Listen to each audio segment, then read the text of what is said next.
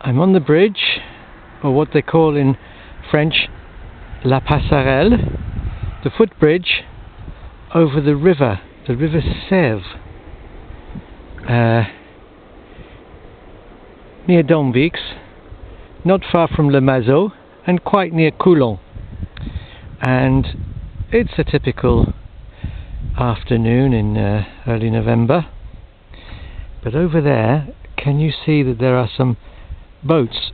Well, those are people who have been collecting over the past week or so all the pontoons, the little jetties that people have put up by the side of the river opposite their houses. Most of the houses around here, I suppose, are either gîtes or they are maisons secondaires, secondary homes, holiday homes. But all of these jetties, all of these little pontoons, well, you have to pay for the right to put them there. And recently, notices have been appearing asking people to license their jetties, to pay a yearly fee, subscription, for the right to have their jetties. And a lot of people have been very angry about this and haven't paid, or they haven't bothered to reply. And here, what you can see is all the junk, all the rubbish, pieces of metal, plastic, tires even, all the pieces of metal that people have put to make jetties. And some of them are probably about 20 or 30 years old and had sunk below the waterline and were really quite dangerous. Dangerous for people, dangerous for passing boats, and of course dangerous for the wildlife, the birds and the animals that live near the river. And look at all this. Some of this is quite good. But really and truly, what's interesting to me is, and quite sad, is the use of polystyrene. People have used polystyrene, nasty stuff, to make floating jetties. And that's really terrible for the environment. Here are some more jetties. Inside there is probably stones. But no, it's not a bad jetty, that one. But it had to be removed. And here is the most spectacular thing of all. This is an old boat. And I saw this boat this morning. Are those little... They are.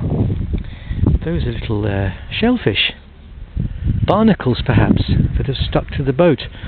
I saw this boat being picked up by a boat with a winch. No, not a winch. What would it be? Un grue en France, or une grue in French. And in English we might say a grab, or even a... Oh, I can't even think of the word. But anyway, there it is. And I saw it being lifted up and put onto the boat. And I tried to make a film, but unfortunately my new smartphone, the memory was completely full up. And this rather remarkable thing, I thought it was made of metal, but kicking it, I can see it's made of fiberglass. And that in its time would have been a really, really good boat to have, but of course only with an engine. And now it was just sitting on the bottom of the river, rotting away, as you can see, going rotten. And what a good thing it is that the good people who look after the river have come along and taken all of these dreadful things away. And it's me, Michael Jones, wishing you a very, very happy afternoon here. And the sun is sinking, the sun is going down, the sun is setting over the river here in the Marais, and brr, it's actually quite cold. And a little man, or a man across the road, he's finished his day's fishing and he's busy packing up. Oh, and he's going to throw some of those little fish that he's caught. He's He's looking at me.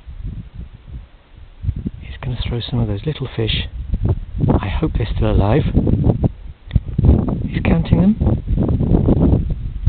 He's going to throw them back in the river. No, he's not. He was putting a live fish on the end of his hook, and he's now